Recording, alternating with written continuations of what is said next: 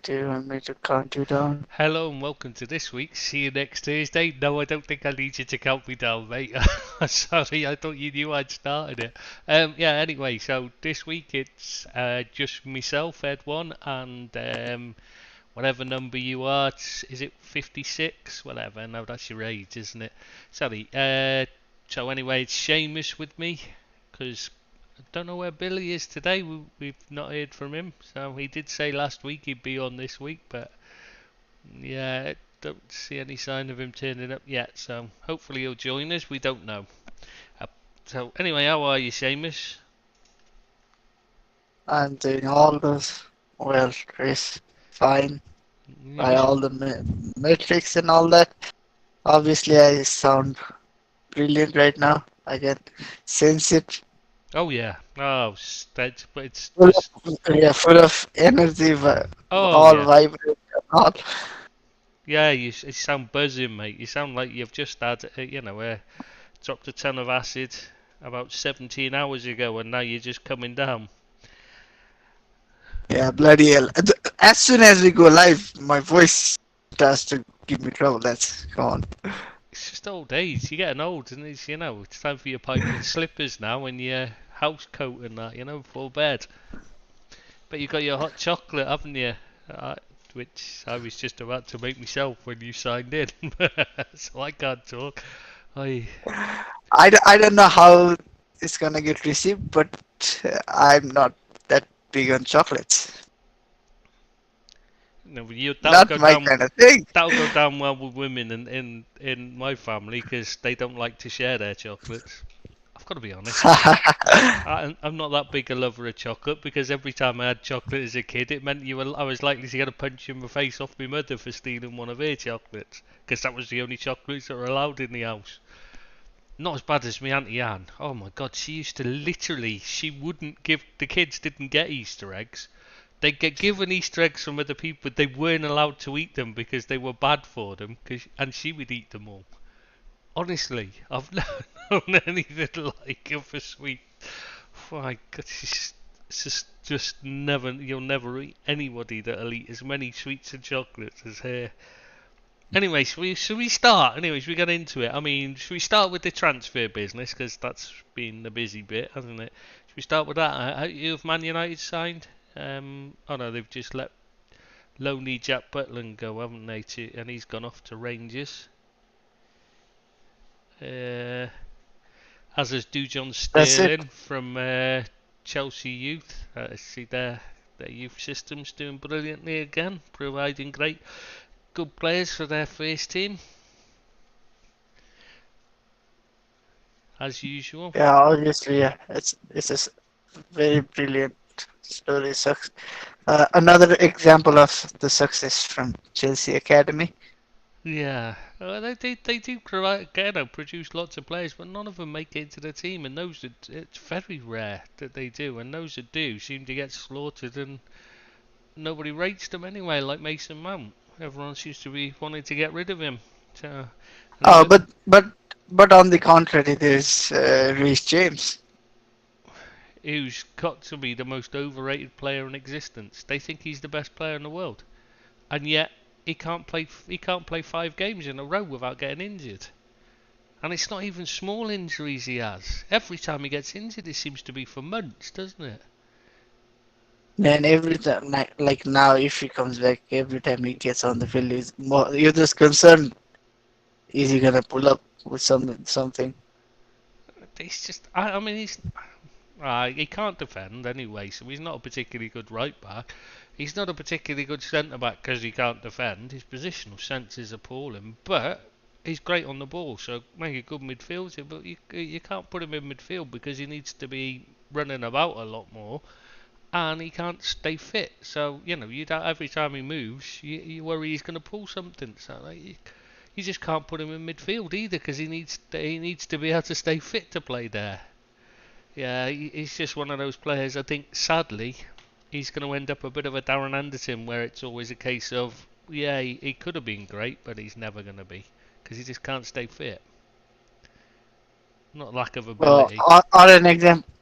or an example much closer to home, it will be Phil Jones. Oh yes, yeah, yeah. Well, except he's much better on the ball than Phil Jones, to be fair. No, I'm just saying like it's a what could have been story if only he was fit enough. Yeah. So should we talk? I think we should mention a couple of. While we're on the subject of Chelsea, though, we could still. It looks like N'Golo Kante's off to. Oh, Al Ittihad. yeah. We do need. Which reminds me, I'll have to write that down. We need to talk about the Saudi Arabian League later, don't we? Yeah, later on. Yeah, we'll do that later. The Saudi League, because Maybe that we can is. just lump in all these Saudi transfers and speculations right now. Yeah, Kante is almost like certain to Yeah, join Al Ittihad. they've missed out on On Messi a though. free. Oh, that's but they are the current Ballon d'Or holder. That's the thing, Chris. Benzema, yeah. Yeah, Karim Benzema. Is it Benzema or Benzema? I say Benzema. That's it. So it's Benzema Yeah. then. No, if I say Benzema, it is Benzema. Even if he says it's not, he's incorrect. Yeah, there's only one rule on this podcast, and that is whatever name I pronounce is the correct No, form. That's it. there's only No one debate rule on that. no, there's only one rule on this podcast is that you're always wrong, even if you're right. That is the observation from the podcast. Because The rule that's is whatever name I say is the correct because way that's to my. pronounce it. I'm still waiting to put something on this sheet of things you got right. Nope, still nothing. Anyway, yeah. So they got Benzema. Uh, Apparently, they like one of the clubs is sniffing around David De Gea. yeah, they're looking And at him. there's talk of 100 million contract. But they don't This seem is to be. ludicrous. But they don't seem to be paying. All of the players seem to be listed as going to there on a free transfer. Why would Man United Because allow him they're to go on a free? They've got plenty of money, so they can pay a transfer fee. So why are they? You know because why? we because his contract is running out. Yeah, but He's out of contract. who? De Gea, he's out of contract. He's still got a year left, hasn't he? No, it's a year triggered by the club, so Oh we right. cannot Okay. profiteer from it. And I'm not even certain whether that year has been officially triggered or not. Right. No, but I was thinking of like Benzema. I mean, how does he get there? How does he end up going there on a free? You got the Ballon d'Or winner, holder, whatever you call it. He's moving to a club that can afford as much money as you want to ask him for it, yet they've not taken any money for him. What's going on there? Especially when they desperately need a striker, and he's basically the only They're one in a they've spot got. of bother now. Yeah, They're in a spot of bother, Real Madrid. I mean they've just bought Bellingham, which I mean I've still not changed my mind. That much as I think Bellingham's a generational talent, a fantastic midfielder, but he's the one position they didn't need a player for.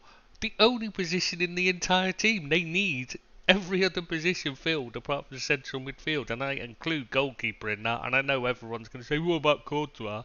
But Courtois is crap. I'm sorry, he's terrible keepers, but well, not terrible. Okay, I'm exaggerating a bit there. Hyperbole. He's not a great keeper though, by any stretch of the imagination. I don't know why people rave about him. Even his saves against Liverpool a couple of years ago in the Champions League final, it was bad finishing, not good goalkeeping.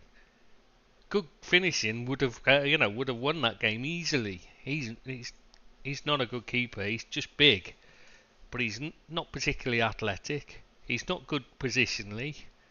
He's not particularly good with his feet either. I don't see what's so great about him at all. Anyway, sorry, I'm getting sidetracked as we always do.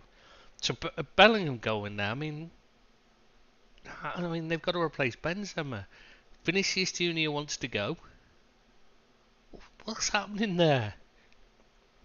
Well, Vinicius is more to do with the off-field issues, but to get back to the transfers and rumors surrounding Saudi Arabia. Like they've got hold of Benzema. Apparently, they're looking at Aubameyang. One of the clubs there is looking at Aubameyang. There was a recent talk about Riyad Mahrez as well. Hmm? Yeah, these are hardly big. These are hardly big players. You know, that are key players for their teams, though, are they? That's the thing. But Benzema is the Mahrez one. is Mahrez is a regular feature. He's not Yeah, but like he's not a key Man City player. don't have a yeah. You know, it's No, not no, like I know what you're saying. I know what you're saying, and I'm agreeing with you. But it's not like he's not Aubameyang. Is no, all I'm no, trying to that's say. true. Yeah, I agree with you there. But yeah, I'm just saying he's not like a player that like. I mean, Benzema. It just makes no sense to let him go. I don't know what Real Madrid are doing there.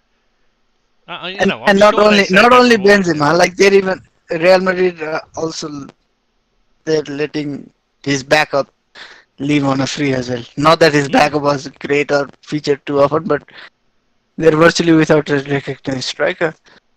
Yeah. And obviously, as everyone knows, Vinicius Junior is extremely unhappy there.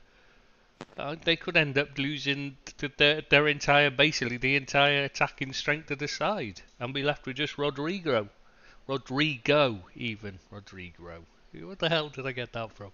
Rodrigo, as well. That'd be basically it, and he's not in the same class as those two, is he? He's not even a first team regular. Like he doesn't get in Hmm. on their starting 11 as No, often. no, he's not a particularly like standout player. It's a really odd situation. I mean, what were Real Madrid thinking of letting Benzema go? I understand they probably wanted to reward him, say thanks for his service and all that, but in the mess they're in, surely they needed to get a transfer fee for him. It's not like the Saudis couldn't afford it, is it? I mean, they're being bought. They've already. This is the thing that interests me, though. How are they going to work? How is this going to work with them owning Newcastle? Now, and four of the clubs in the Saudi league. Yeah, like that's the thing. It's not even just one club. It's how does that work?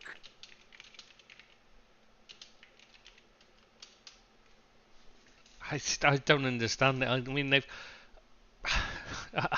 How could you have four teams with the same owner? Surely one's going to be have an advantage over the others. Surely they're going to favour one of them. I don't know. I don't understand how that works at all. And I know how it works. Usually in the golf is they're usually owned by someone who just uses them. They're just a toy. You know what I mean? They're just basically a social club. Usually in the golf, the teams. So but they're actually taking it seriously and trying to build teams to be You know, they're trying to build a Saudi league that's competitive, and I just don't see how that's possible. Because there's one thing you can't change, and that's the geography. And they're just not in a place it's not got the population, it's not got the weather for conducive to playing the sport.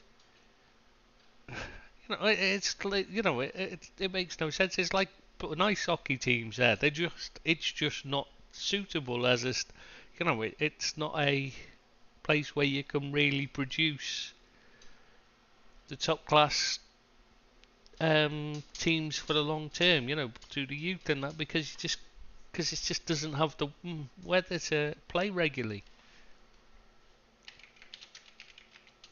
It's quite bizarre the whole this transfer thing. Well, I know they're trying to.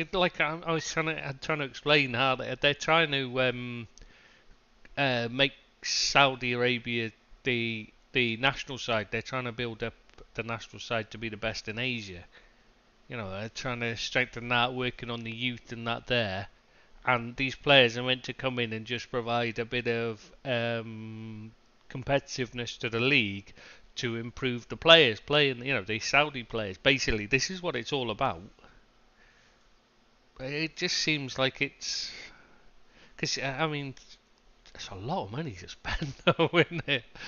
For a lot to invest just to get a few to get a few players, it's not going to make much real difference either, in my opinion. I can't see that it's going to bring them in. Are people going to watch the Saudi league now? Are some people suddenly going to start watching it? I can't see it. Can you? Like the thing is, there are very few percentage of supporters, even the average supporters of the players, that actually are gonna tune into those games, those fixtures, those competitions. The thing is, like, yeah, just for example, Barcelona versus Real Madrid was at its peak when it was Messi versus Ronaldo, but that game was a big game before as well, and it's still a big game, regardless Yeah. of the fact that they are no longer at the helm of it. So that's the thing. Like, let's say you as a young guy getting into football, it might a player or two, three, four players might be the reason for you to get into supporting a club, but gradually become more infatuated with the fixtures, with the rivalries between clubs, and the beauty, the romance, the charm, the allure of the competitions more so than the players that are taking part. Yeah, that's when you learn in the game. Really, you support. You like certain players. Kids do that. They love certain players. It's what you do. It's when you get a superficial understanding of the game. As your understanding grow, as you start to develop your affection for the game, it becomes more than just about the players. The players become just a part of it, a small part of it, rather than the main part of it. Yeah, yeah. For example, like loss of Liverpool supporters like love Salah. Hmm. They love Firmino. Let's take Firmino as an example. Even better.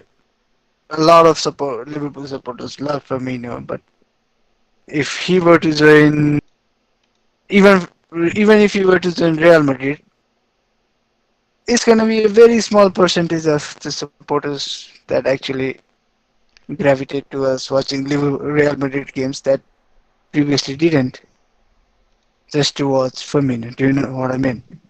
Hmm. Yeah, that would be very small number.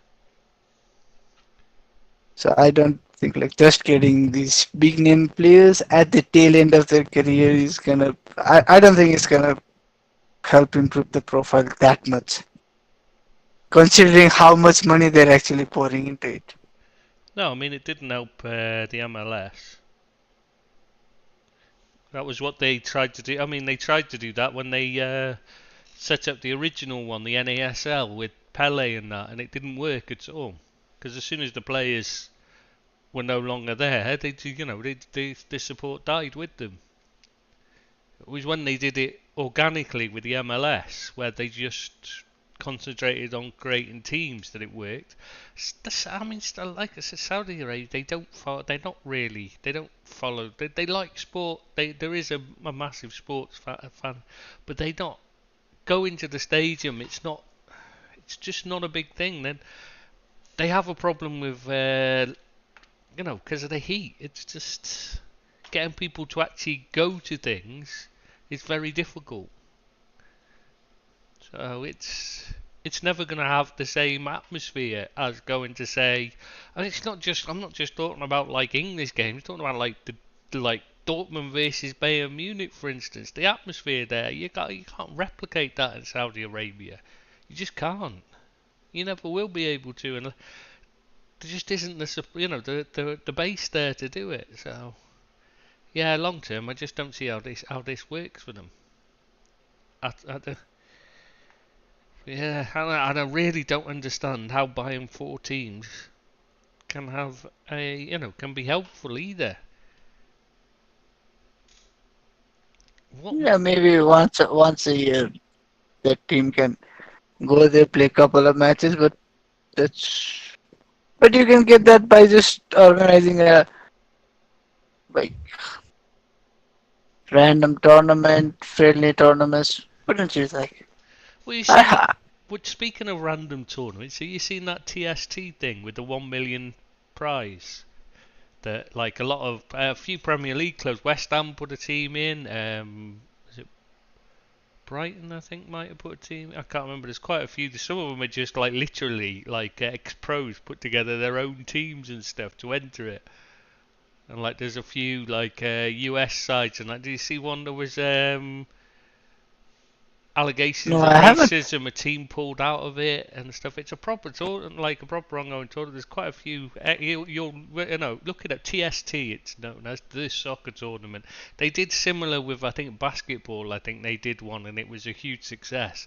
So they've turned it to footy as well now, and it's like $1 million prize or something for the winners or something like that. It might be £1 million. I don't know. It's £1 million prize anyway. I don't know what it's in. It's in America that it's taking place.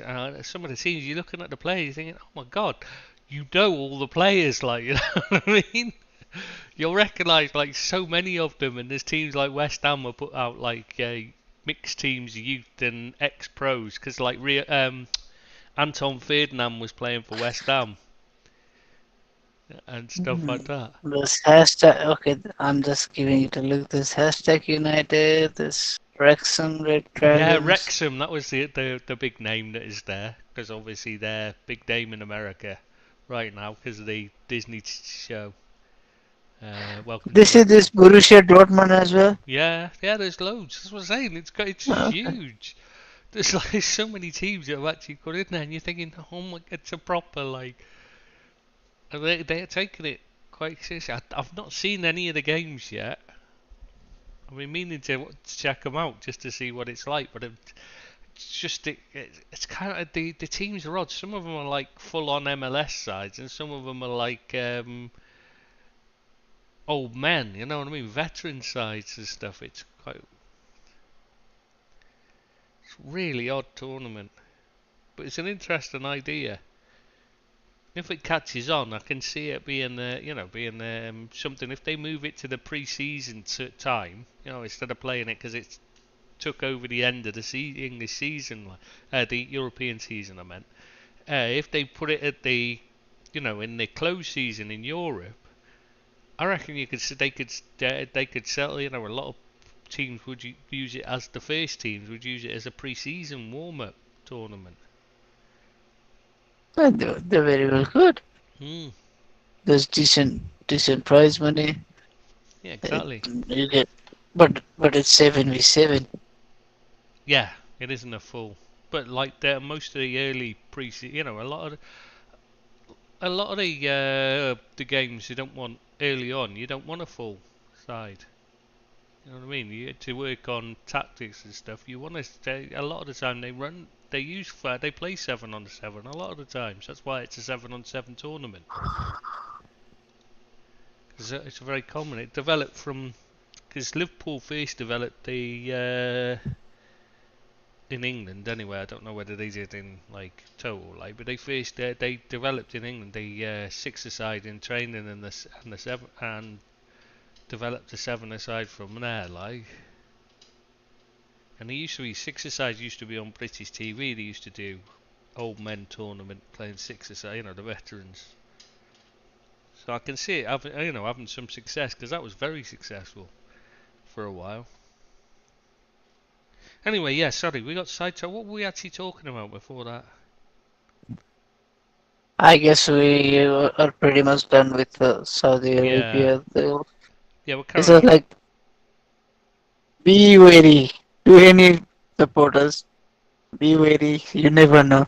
Hmm. They might flash around another 500,000 on one of your favorite players. Don't be surprised. I don't think be wary is the correct term. It's don't be surprised if someone else also. And what happens if they decide they want Newcastle players? But who? That's the thing. Newcastle don't have big name players. Bruno Guimaraes. Ah, but You've he's got to not a remember, big name. yeah, He but PIF, they own Newcastle, they own 4 clubs in Saudi Arabia. They could just I at know, I any know. point they could just literally say, do you know what, we think more of this is what would bother me if I was a Newcastle fan. At what point do they decide that their their home clubs are worth more to them than Newcastle? Because there's always a possibility, isn't it? What's going on back home is more important to them. They are the actually, the public investment fund of the country. So at what point does that become to what point could that become an issue? It could happen at any time. Really could. It's a bit like any of these clubs owned by Manchester City, by the City Group. At any point, they are liable to lose their best player if Man City decide they're good enough for them. And they won't get any recompense for it. They'll just lose him because they'll just transfer him over. You know what I mean? It's just tough titties, isn't it? If City want him, then he's there because the whole thing's set up to. I often wonder, would they? Man City sold a lot of players, and they getting a good fee for them. Yet these players haven't even played for a lot of them haven't played for the first team and that and stuff. Do you ever wonder if they've had like a bit of it? They were doing a bit of a Juve thing, because just wondered if that's another of their tricks they were doing. And also, like a classic example, one that many people should be familiar with is Aaron Moy. Yeah, Moved exactly. from Melbourne City to Man City on a free and then left for I don't know what, somewhat like 8-10 million. That's like basically 10 million profit. And he wasn't worth half of it either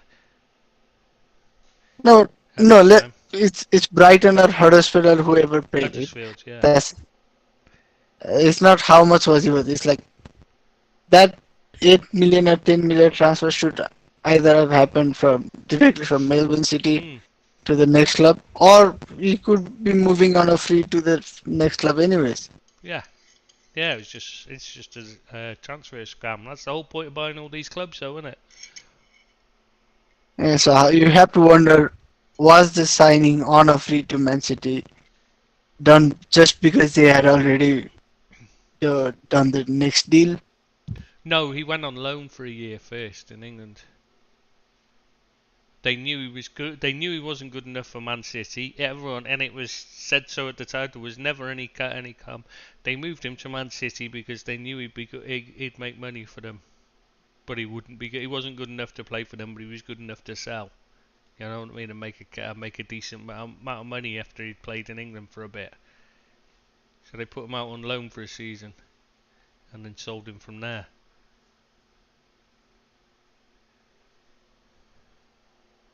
Man, like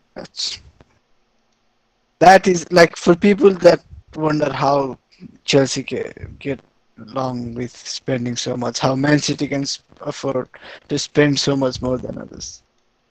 These are one of the ways. Yeah, exactly. And it always seems like their players seem to get a very good price, no matter what they've done. How much they've played at all. It isn't like where Man United used to sell their youth team players and Fergie had blood them and make sure they had plenty of appearances in random games, even if it was just a few minutes here and there at the end of matches. He'd make sure they got plenty of appearances. So when when someone came in and they said, "Oh, we want to buy him," he'd say, "Yeah, but they've got 30 appearances in the first team, rather than like 3." Your average player at the same age in most of the Premier League clubs would have. So their value is higher. They haven't done that, Man City. So they've only got like 2-3 appearances. The players they're selling, so they've not got boosted their value that way. So yeah, it does seem dodgy as hell, doesn't it? Let's be honest. Anyway, should we go back to transfers, because I think we got completely sidetracked from the thing. You got Ugarte and Asensio. Look like they're signing for PSG on freeze. No, No, on a free. not on freeze. Asensio on a free and Ugarte on a transfer fee. For a transfer fee. Sorry, I meant to say. A sizable fee, man. Yeah. Looks like they, because he was one that Liverpool were interested in. So, obviously he's not. Why did I say Do we get into the whole Chelsea? sporting? Do we Chelsea. get into the Sporting Club de Portugal and Liverpool No, that ordeal? was Ignacio that Liverpool would that upset Sporting with, Yeah, Inacio and and then Ugarte. They Ugarte. so they wouldn't even discuss anybody else with Liverpool. That's why I was saying it's not Liverpool. I was going to say it's Chelsea that were interested in Ugarte. Liverpool never had any chance of it. I mean, Liverpool. The reason Bellingham, people are forgetting that, like, the reason why Liverpool pulled out isn't because the fee is ridiculously high Which for it Real is. Madrid. It is still 100 odd million, whatever way you want to put it. It is still 100 odd million. No matter how much people are saying, oh, it's only 88. It's not. It's over 100 million. Well over. That's without taxes. It's 100. It's 88 million without VAT, without add-ons, etc. Yeah. Anyway, so but Liverpool, if Liverpool wanted him, because Dortmund were upset with Klopp and his dad chatting together so much, the price wouldn't have been 88 million anyway. It would have been a lot And also, higher. like, two things from this. Firstly, this is the main disadvantage of the way club deals with these things, Mm, which is a terrible, terrible shame. It's a terrible shame. Secondly, it would be remiss of me to say, like, oh, ride on my high horse and go on a rant about club tapping players up, because there was another club from England that plays in Raid that was also warned off from speaking with Bellingham's family. well, the problem is, Bellingham's dad has a habit of talking to people rather than, you know And what I mean? and another problem is he's not a registered agent, but Yeah, he seems to deal like he basically seems to be the agent for his sons. That's the yes. issue. He's not licensed, he's not qualified, he's not a lawyer, he's not an agent, but he basically seems to be handling things for his kids. Yeah, he's definitely getting involved. I mean, he was trying to convince Liverpool to sign the kids. Come on, a year ago, I don't think Bellingham had an agent No, working on his team. That's the thing. And I'm not trying to justify however club behaved. I'm not trying to justify how Manchester United behaved. It's just like, no, it is a yeah. messy situation that needs sorting out. The agent situation, they should be like they should go back to having to have licenses and stuff. It was much, at least it was clear then who you could deal with and who you couldn't. You know, and who was actually an agent, who wasn't. Yeah. Yeah, but honestly, man, even with the way it is, it shouldn't be that hard for clubs to get permission from No, I mean, the especially with selling stuff. Bellingham, they knew, everyone knew the situation that the lad was likely to move this summer. Even Dortmund knew that. That they were going to speak to him and try and persuade him, but they knew, and they weren't gonna. There's not a lot they could have done to really fight it. Let's be honest, because they had to. And They all, need the money. and also for all the clubs to get mad at, will say it had to be Dortmund for club. Come on. I know it's. But what I mean, just, why is he even? I don't understand why he's still doing it. Like, surely he should learn his lesson. He cost us 15 million extra on the Virgil van Dijk transfer alone. It's just, uh, he's not a stupid man. So why do such a stupid thing? And it And is a also stupid like thing. the player didn't turn out to be as good. Ultimately, it's not gonna go down as a failure, but the whole Pietro Zielinski Yeah. drama that caused Liverpool to be unable to sign players from any of the teams owned by the Poster family for a year, 2 year, however long it was, Mm. because how they were miffed with him. And it's not just that. I mean, there's quite. I mean, Ignacio, for instance, this season, and Ugarte, there's not a chance of even. I don't think there'd have been a chance of getting him anyway, because I think once PSG showed interest, he's going And there. also, that's a lot of money. There's a difference between 60 million euro and 60 million euros release clause. Yeah. But you look at the way Liverpool dealing with Brighton. They've got a good relationship with them following the Lallana transfer, etc. We've got a good relationship with Brighton, and look how easy it was to get McAllister. Admittedly, they're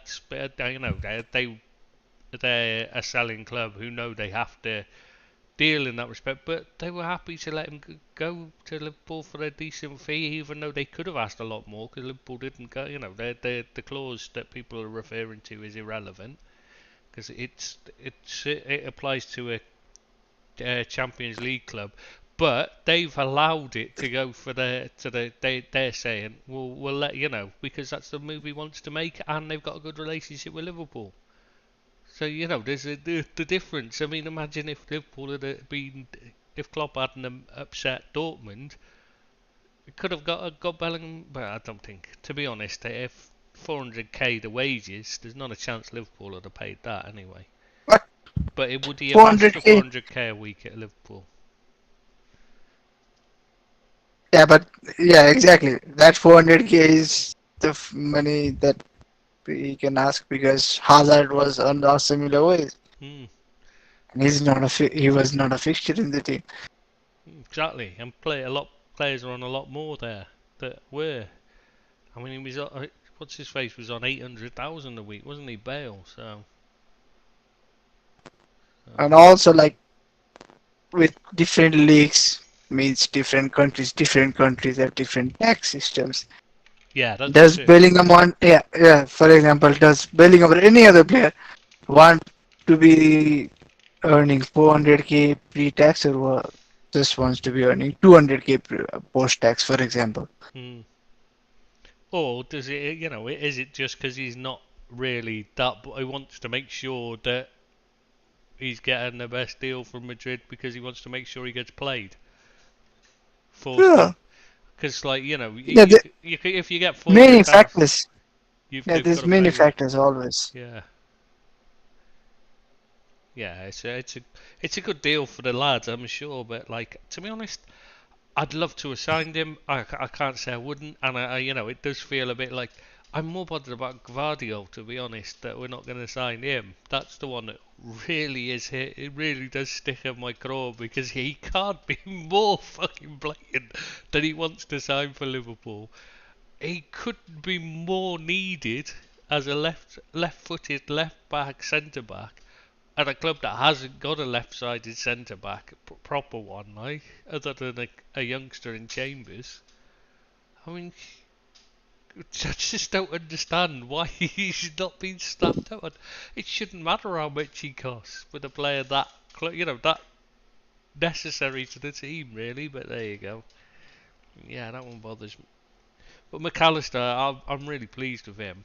I think that's a good signing. I don't think he's gonna be like he's not a generational talent like Bellingham is. Admittedly, he's not on the same. He's not the same type of player, but he's certainly not a bad player. I mean, he can pick a pass. One hell of a passer. Surprisingly good, to be honest. Yeah, there's a lot to like about him. He takes a good set piece as well. Works hard. Great attitude. Lovely guy. It's one of those you can't really complain about, is it? I'm trying to think of a negative to signing McAllister, and I honestly can't see. I mean, it's great for Liverpool as well, because I mean, Liverpool were a team of Macs when they first started, so it's always good to have a Mac in the side, even if he isn't actually Scottish this time. But it's always been Oh, something a successful Liverpool side when they've half is had a Mac in Scottish. the team. He's not, is he? He's not Scottish, Irish, isn't he? Yeah, Like yourself, no, he's part Irish. no, not like me. Is it?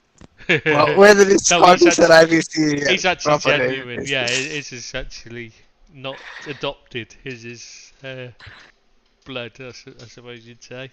Yeah, he's said somewhere he's descended from Irish stock. I think I read somewhere he'd said. turned out when everyone was saying he's Scottish, no, it's actually Irish. It turned out. So yeah. Anyway, so any other transfers you can think of before we move on? Obviously, the big one we've not covered. What's that one? Lionel Messi. Lionel Oh, have we Messi not to mentioned Inter Messi? Miami. Oh No. shit! I thought we'd mentioned it with the Saudi stuff. I thought we'd mentioned it because he turned down Saudi Arabian offer, didn't he, to go to Inter Miami? Obviously, he's got a home there. He spends a lot of his time there anyway. During the off season, like he goes there. So it was obviously something. I think we all kind of expected to happen at some point. He'd go there, and they've been trying to kind of convince him for a long time. Beckham and that. So I see there's a lot of talk of them then loaning him to Barcelona. Really? Yeah. There's been a lot of people suggesting that could be an option. Is them loaning him so Barcelona can get round the lack of finance bit. But really can't see that happening. Can you? But you never know, do you? These things, it could be some kind of dodgy deal being done. But Yeah, I but there can't needs see to it. be a I lot think of it's play. just one of There those needs, conspiracies. Sorry. sorry to cut it, but there needs to be a lot of player movement in and out of Barcelona before they can even consider getting Messi. They just basically can't afford him. Well, no, but that's what they're saying. He'd be loaned, and into Miami would cover his wages, and there was a lot of talk that that was how they convinced him to join them rather than take the billions from Saudi. Is that they'd just cover his wages while he goes and plays for Barcelona for a few months just to have a goodbye.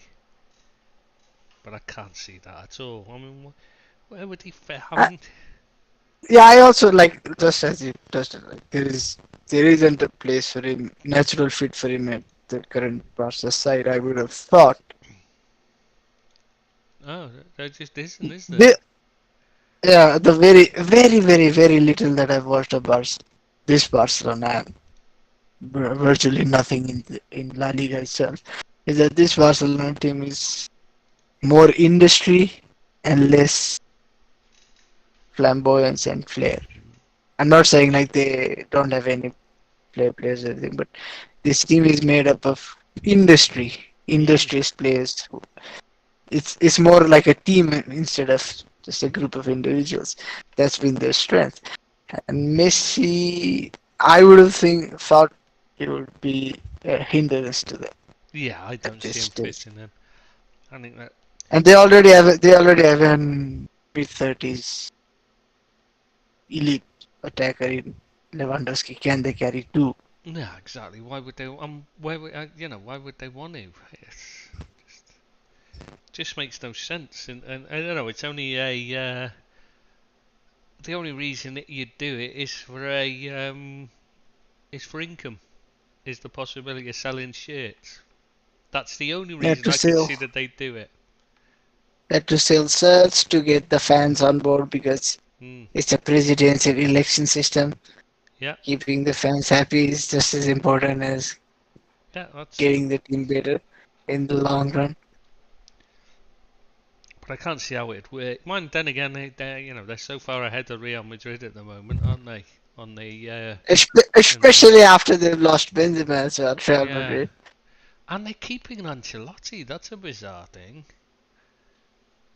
After he's had such a shockingly bad season in charge of him, losing out to Xavi, he isn't exactly a top class coach yet. Xavi, he's got a long way to go. This is Ancelotti's supposed to be this great coach, but he's thrown away a league when he's got by far the better side. Mm. He didn't compete for the league. Like you can there's there's Yeah, that's losing the league and there's just not even being part of the conversation halfway through the season. yeah. They would literally it was over, wasn't it? From virtually as soon as the season started, they were just falling away. Yeah, it's a very odd. Very odd that he's still there. I wonder if he'll still be there at the start of the season. I've got to say, I wouldn't want to put money on him being manager of them and still at the start of the season, would you? I wouldn't, but there's not too many like standard options for them as well. That's the thing. Yeah, that's true. That's true. They They obviously. obviously there's Zidane, but how many times can you go from Ancelotti to Zidane back to Mm, Ancelotti to Zidane? true. Well, now Gaultier's available, being sacked by PSG. Don't see him as a Yeah, but possibility though, do you? no, because there's some off-field issues that are contributing to that obviously must have contributed to his sacking in the first place. Like there were Yeah. some emails and texts alleged to have been sent by him. Mm, They were I have not read them. It's just allegations, rumors, speculations. How much of it is true? How much of it is hyperbole? How much of that is completely false? I'm not sure, but some Islamophobic comments attributed to him. He has obviously denied it, but anyways, there are issues that would prohibit you from going and it in does that seem direction. Anyways, very likely something has happened because otherwise, why is he being sacked when they've won the league? And it wasn't even with the team of his, of his team, really, was it? So, it wasn't like. maybe like maybe they want to keep Ancelotti another year and try and tempt Klopp into taking over from him. What I did. That's when Klopp's team deal comes. Mm, what I did. Klopp only has 1 year left, right? I think two, hasn't he? But I did speak to Klopp. We know that he did. They did approach Klopp, and that's what I mean. It's not like they've not tried to replace Ancelotti. It's just that the one they wanted, they couldn't get. I think he's got 26, 2026, Oh, okay. so 3 years. Tuchel. Tuchel was off the market. Pochettino is now off the market. Those are the names that would have been linked to the Real Yeah, Madrid job. you can see why they didn't bother sacking Ancelotti. Then they're all much of a muchness. None of them are any good, like are they? Let's be honest. None of Yeah, them really. but after Benzema has decided to leave him, now I think Nagelsmann makes a lot more sense Yeah, that's a good shout. because now there aren't many like senior pros left Mm, there. yeah, and he plays good attacking football. Yeah, a lot of Yeah, youth, that does make sense. but Yeah, that's a good shout. it makes sense, but it also looks unlikely for an unlikely call for them. I think he'll be at PSG myself. He's already Maybe turned down maybe Spurs. they can look to Jose Mourinho, but Mourinho fluffed the Europa League final. That's the thing. That's always the issue when you try and say like, oh, this manager should be. Or how is he still in the job? Sometimes it's just they don't have a good enough candidate to replace him. Mm. But Nagelsmann's available, so I don't think there is that is an argument anymore. I Yeah, personally. but who's to say there hasn't been some kind of contact between Real Madrid and Nagelsmann has said no, thank you. Yeah, I suppose, but I would have thought he would jump at the chance myself, personally. But there you go. Um, yeah, while we're on the subject of sackings and that, I think we need to mention Maldini sacked by AC Milan. I mean, Jesus. Of all the things I didn't expect to ever happen in my lifetime, was a Maldini to be sacked from AC. Was Paolo Maldini to be sacked from AC Milan. It's not like it's just him who's an AC Milan legend. His dad was as well, Cesare. But Paolo, I mean, he's only ever worked for them, hasn't he? 'Cause he went. Obviously, like you said, like his father is a legend. He came through their youth Yeah. setup. Was a, was probably ended up probably being an even bigger legend than his father. Mm, probably the best player ever, arguably. Sorry, I meant. Yeah, they've got so many like Yeah, greats and so many that's greats why it's. dating back 100 years. Mm, It's yeah, all yeah, but at least in with a shout at as yeah. being one of the greatest players ever, and did a decent job on the board as well. Mm. Yeah, I mean, it's not like he's. It's not like he's done anything particularly bad. It's not Like like the. sackable. There wasn't a sackable offense, obviously. Yeah, Unless, very odd. unless, there, unless, yeah, unless there are certain things going on in the background, Maybe it's not to in get. the know in the Maybe media, but it's to bring Zlatan in. Now he's retired. oh, that was quite a send off, man. That guy is never gonna die easy. No, for anybody who hasn't seen it, he. Oh God, I think Oh, come on, Chris. say it because I can't No, no, remember. no. The thing is very simple, Chris. If someone is listening to us idiots talk about football, surely they're aware of what Zlatan has done. Well, you would think so, but they might have found us by mistake. In fact, almost certainly they'd have found us by mistake because nobody's going to choose to listen, are they? Let's be Yeah, there is no any other way to honest. find us. That's the thing. Like, if it isn't by mistake, then you have to start questioning your life choices. Yeah, yeah. If you're choosing to listen, I think you need help, and I include my girlfriend in that if you're listening still, because she should be asleep. Yeah, the baby's ill, so Yeah, for anyone that's unaware of it, Zlatan had announced his retirement at the end of the season.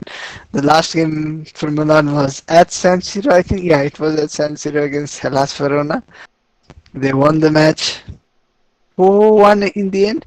Zlatan has obviously struggled with injuries all season. He wasn't playing.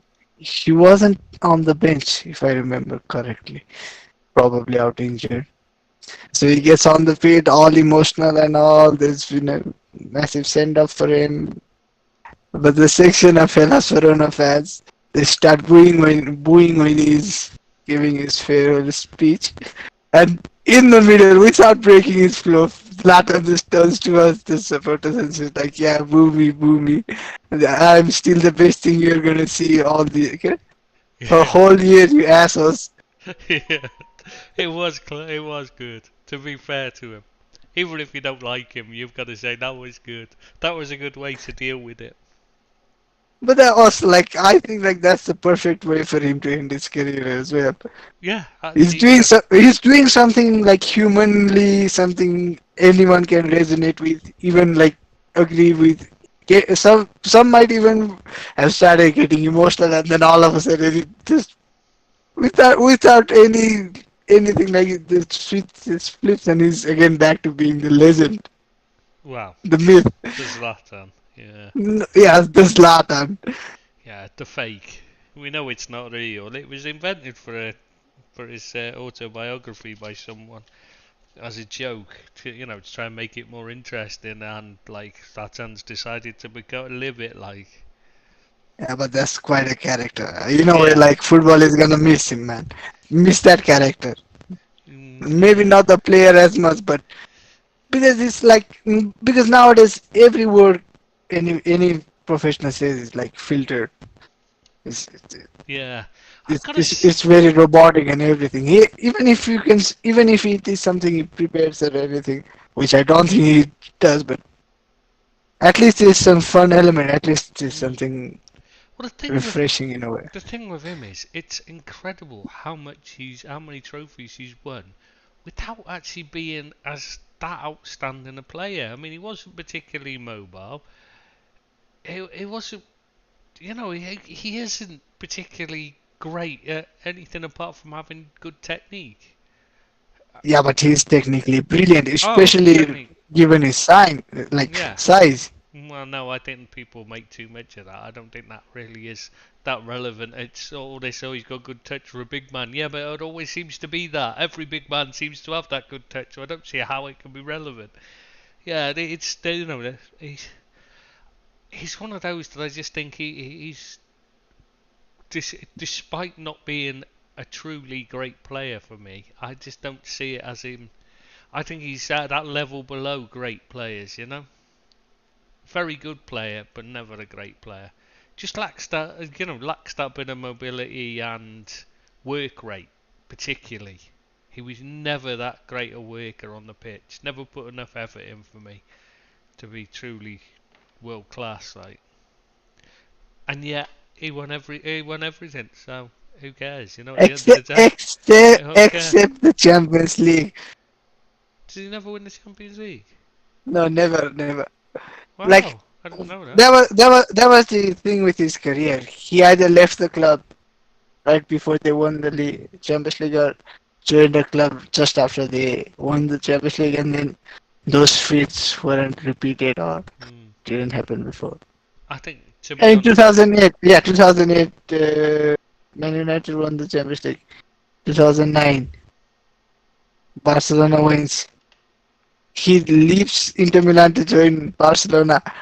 2010, then Barcelona can't win it, but Inter Milan actually do. So, mm, and then he leaves Barcelona with just after a year, and then Barca again go on and win it. So I do think that's he the has a thing. joint spirit. That's the thing with him is I always look at the teams he played for. As soon as he leaves them, they always seem a better side immediately because he's left. That's how it always feels. He just didn't do an. Yes, I know his technique was fantastic, but he just didn't do enough for me to make him a truly great player. And it's astonishing that he won so much despite that. Because just the teams do seem to look better afterwards. That's probably why they win the Champions League without him.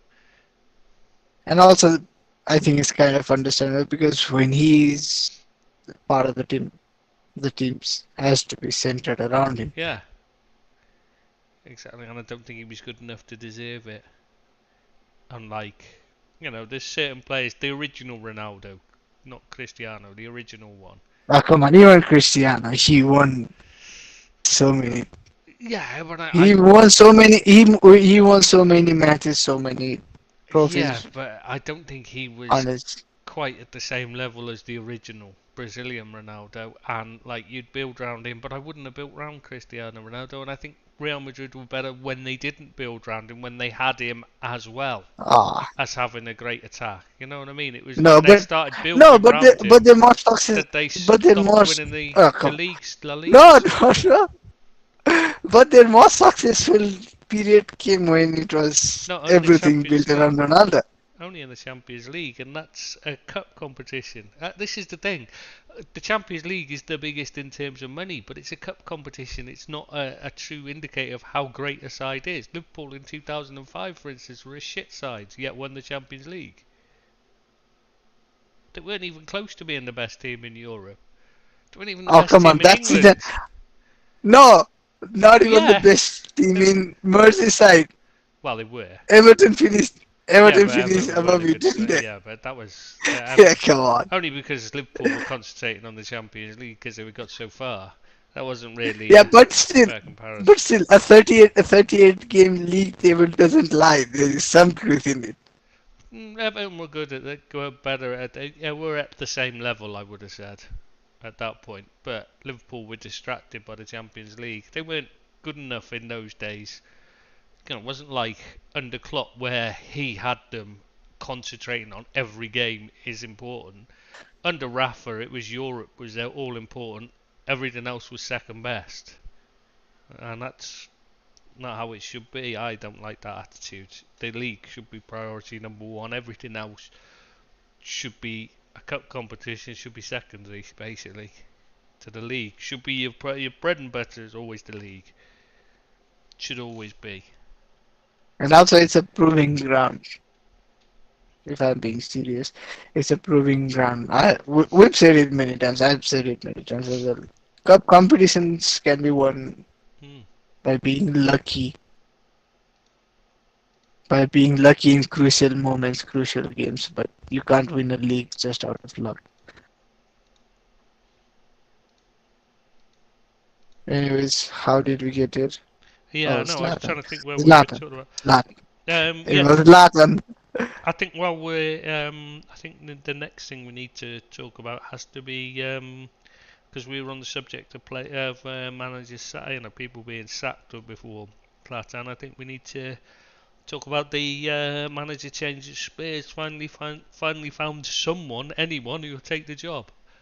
Ange Postecoglou from Rangers. Celtic. Jesus Christ! Don't make that mistake. I'm really sorry. I don't. That was because I was about to edit a Rangers post. There's a Rangers post waiting. I was about to edit it. That was why I said Rangers. Oh God, that was such a bad thing to say. If I had said anybody else but them, it wouldn't have been so bad. Anyway, yeah. So from Celtic, I think the people, though it is weird to mention, I think Rangers are the people that will most benefit from that decision.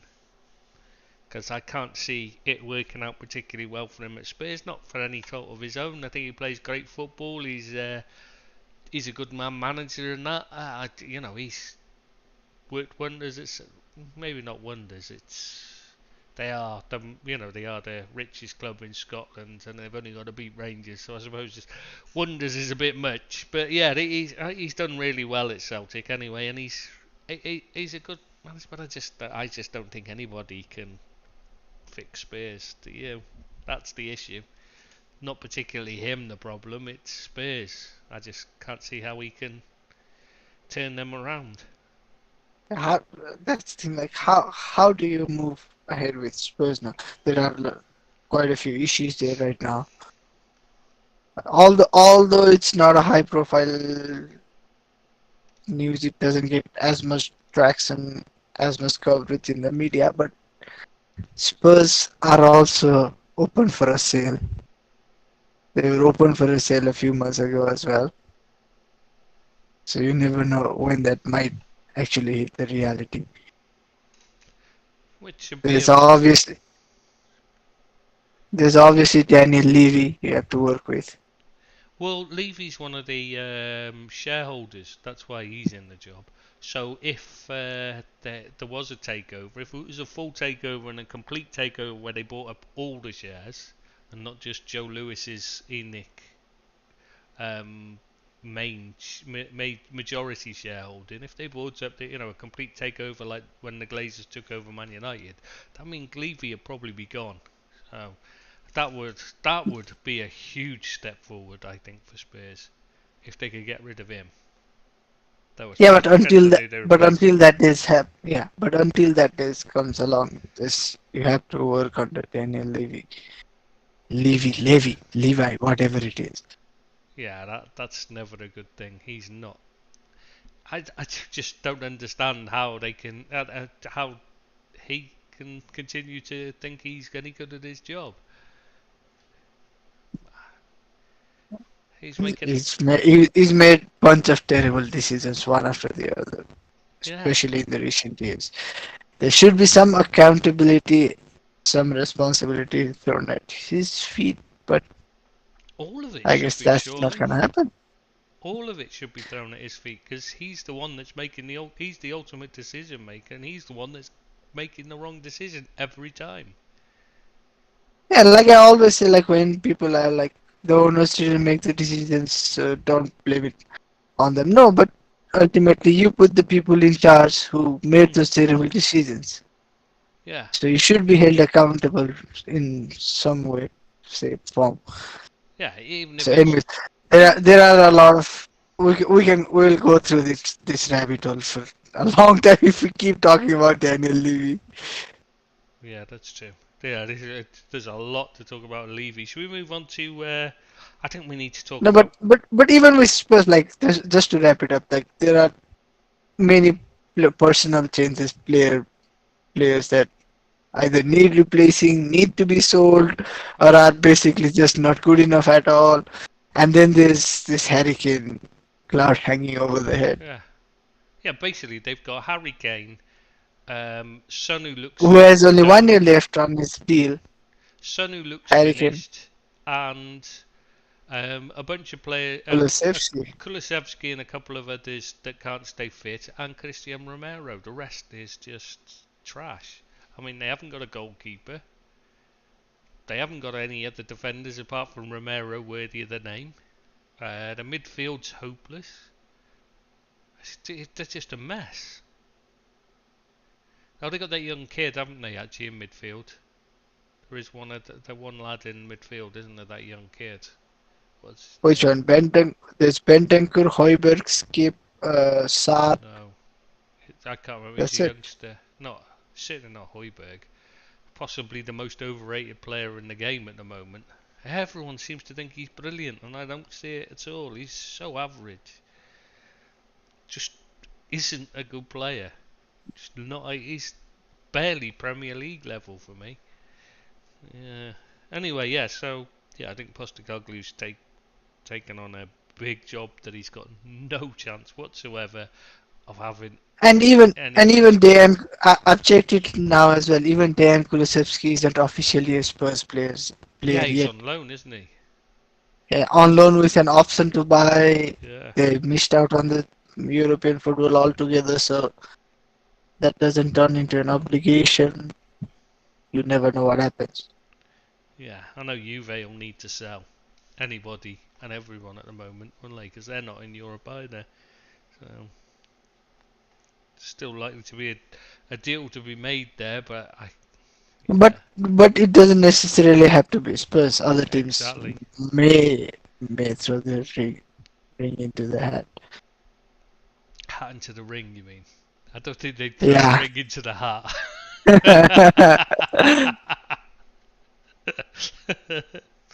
It'd be interesting to see them do that, though. Yes, I think. But can they keep hold of Harry Kane? Yeah, Because well, I think Harry Kane is the perfect replacement for Karim Benzema. yeah, I think they should have let him go to Man City years ago. Even though they would have missed him, I think they needed the money more to improve the team as a whole. They could have given him given it a decent midfield and that. I mean, you're not going to find a player to replace Harry Kane, but they're not going to do that anyway. And he's going to go. He's going to go next year if he doesn't go this year. So yeah, I think you're right there. I think he has to go. Real Madrid have to be crazy not to make him the replacement. I And think also Spurs have to be very sensible about this. If you try and play hardball with Real Madrid, they can easily walk away with the deal. And then the only other likely transfer would be within the Premier League. or Bayern Nah, Munich. but even Bayern Munich, I don't think they're gonna come in for him because if Real Madrid can't Again. afford him, then if they can't afford him, then Bayern Munich also wouldn't be able to afford him. I don't know. Real Madrid, just spent a huge sum on Bellingham. So Well, yeah, but Real Madrid were happy to spend commit around 200 million on Benzema, not Benzema, Mbappe Mbappe, last yeah, summer. So they have some financial wiggle room. yeah, they have got some, but I'm not sure but they still need to replace their entire defence. So, well, then again, But this but is they're Real saving a Madrid. lot They of never money. seem to. And also, they're saving a lot of money with Benzema leaving, Hazard's deal being ripped Yeah, out a year ago, that's and true. that's one thing that doesn't get considered as Asensio quickly gone. as transfers. Yeah, since you're gone, like you save a lot of money when you get rid of these high earners from the wage bill. Oh yeah, and that's actually usually more important than the actual transfer fees because transfer fees are spread out over a course of many seasons, and yeah, don't really feel the effect because you take out a loan to pay them anyway, which you're paying over a longer period. It's usually you're not actually paying the transfer fee as such anyway, are you? You're usually taking a loan out. The loan pays the transfer fees, and you're paying a loan back, and you'll just take out. You'll extend the loan over like 20 years or whatever instead. That's how it usually ends up. Or they sell. They sell the final, the payments to other people anyway a lot of the time to take a quick cash ready in hand, percentage of it anyway. It happens a lot, like Liverpool did with the Coutinho deal. Didn't have all that money, not even close to it, because they sold it on. And also, like I wanted to bring this up last week as well. I think this amortization thing needs to be stopped. Yeah, I it think should this. now. I think this. I think this is almost like financial doping slash financially cheating. Mm. Like, come on, you can't commit to another club that you're gonna pay 50 million for a player, let's say, and then structure the deal like 30, 10, and 10, but have the deal show up in your accounts as 10, 10 for 5 years. That's not. I think it should. I think it should be shown on the account as you pay the Yeah. fee. If It, you're paying it in one go, then it should be just for that year. oh no, I fully agree. It should be it should be you have to pay it or straight up or not at all. And I'd get rid of No, these ridiculous I wouldn't say amounts. like I wouldn't say like it has to be straight up. I think however much you pay for the player, like if you buy a player for 50 million and the deal is structured like I said, like 30 in the first summer, 10 in the next summer, and then 5, then it should show up on your account as how much you pay. If you paid 30 in the first summer, it should be 30. Yeah, no, Y- y- but I would, The Chelsea, I the would, Chelsea thing, like you buy someone for 100 million, and then you're split it. actually in practice, yeah, in practice you're gonna pay it off in 5 years, but in accounts you're gonna show it for 8 years. Come on, Yeah, that's basically ridiculous. cheating. Yeah, it is. But that's how they all do it. That's what Juve were doing, particularly. They were overvaluing the ones as well, to amortise them. But what I would do is I would stop them being allowed to pay over any period of time. It should just be, if you can't pay the transfer fee up front, you can't have them. And that Yeah, you would, pay the transfer fee and then have the add-ons and bonuses and all those things. That should be much simpler, shouldn't it? yeah, if you can't pay the transfer fee up front, you just can't do the deal. It should be that simple. I'd get rid of all these, these huge figures and clubs like Portsmouth going into trouble because they can't keep up the payments later. It's not like it's not happened a few times. It's happened repeatedly. It keeps happening, and it's what hamstrung Liverpool for years. You know, It's just like betting against your future for a quick solution in the present. That's just yeah, what you Barcelona are never know. facing now. But They've for 2 3 years now, Messi has completed 2 seasons at PSA and their finance has still not been streamlined enough. Yeah, they In a still way, haven't they're like recovered. in a way, yeah, yeah. In a way, they're lucky that they're not facing any kind of punishment. Oh, it's I would true. have, It's amazing. Because they can't even register new contracts for the players. no, That's the state of their. and to sign players with an agreement that you're going to give them a completely different contract in a few months' time, surely that shouldn't be allowed either. Some of these deals they're dodgy. It was to get round this. It was to get round the financial rules. The salary cap Fair in play. the La Liga that they've got. That they did these deals so they could, they could sign these players that they couldn't actually afford then. But like actually say to them, well, in 6 months' time, we'll give you the money that you would have got. We'll make it up to you. That's what they're basically doing, which was what one of the things Juventus did during the pandemic. Said we'll tell them we're not paying you, but we actually will, and stuff like that. That's basically it's just a big con. It's a scam, and needs to be looked into and kept an eye on. I think one more thing we need to talk about anyway. One big thing we haven't mentioned yet, I think, is the big one from last night. West Ham winning the Conference League. Congratulations, especially to Danny Ings, who can't have possibly seen that a few months ago when he was at Villa and they were struggling under Gerrard.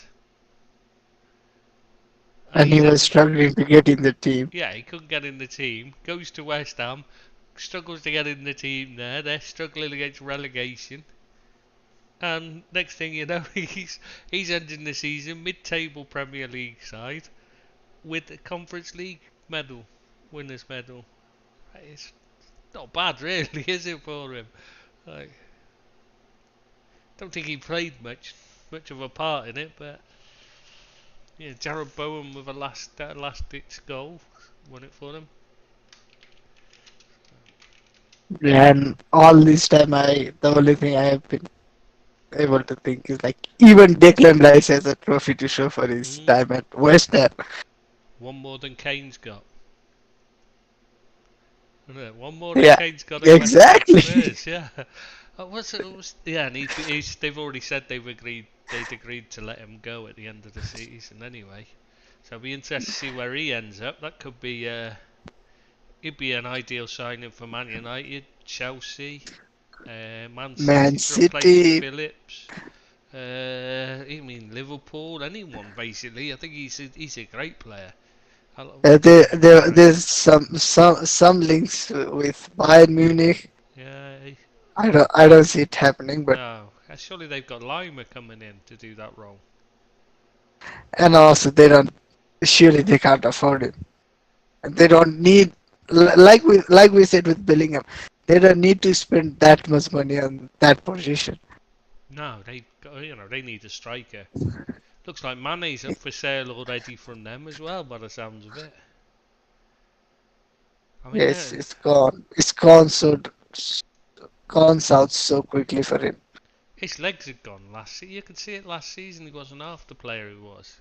The season before, halfway through the season, he was struggling. You could see he was really struggling. It wasn't until he got moved into the middle that he started actually performing again. But even then, he wasn't anywhere near the level he'd been at. He really looked a shadow of himself. He looked finished then. I was very surprised Bayern came in for him. It really worked out brilliantly for Liverpool, that move, in the end. No matter what I've seen people saying, oh, Liverpool missed Mane, but I think they just hadn't watched Liverpool play the season before this one that's just finished.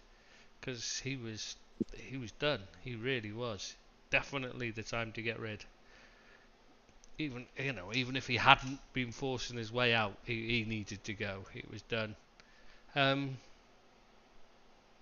yeah, Rice. I mean, would you take him at Man United? It depends on the fee. That's always gonna be a sticking point for me. I know it's not my money, but if signing one player for 100 million restricts the overall investment in other positions, then that's gonna be counterproductive to the team. And the the simple example for us would be Anthony. We bought him for 95 million, and that meant we couldn't buy any proper replacement for Cristiano Ronaldo in January.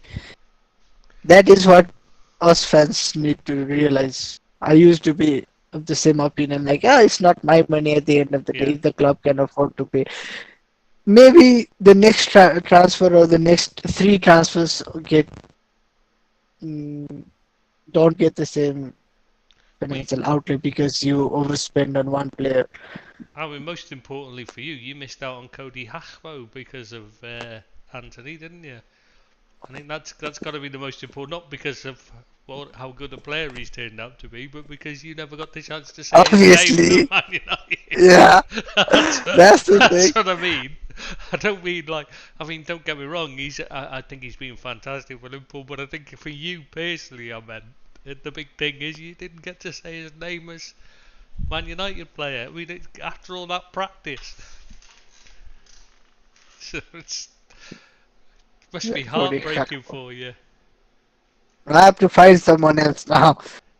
It's, and it must be even worse, like rubbing your nose in it, because he's actually turned out to be good and would have been brilliant for you. Would have No, been. that the thing isn't he turned out good or bad. The thing is his breakthrough game.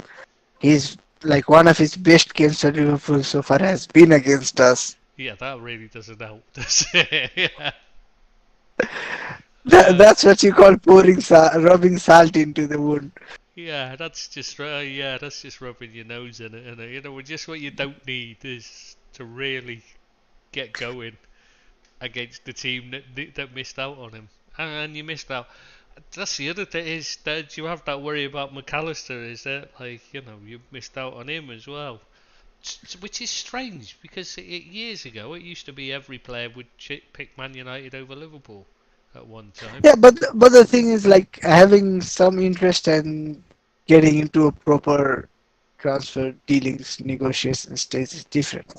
And at the moment, with the things being up in the air, I mean, the takeover, that's a point. I think oh shit, we need to do more, but we need to talk. We'll have to go back to West Ham and the Conference League final because we need to talk about the other events surrounding it. So we need to go back to that afterwards.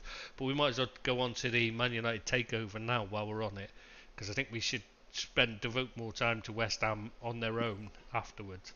So we'll go back. So we'll stick with the Man United now. We've gone to it.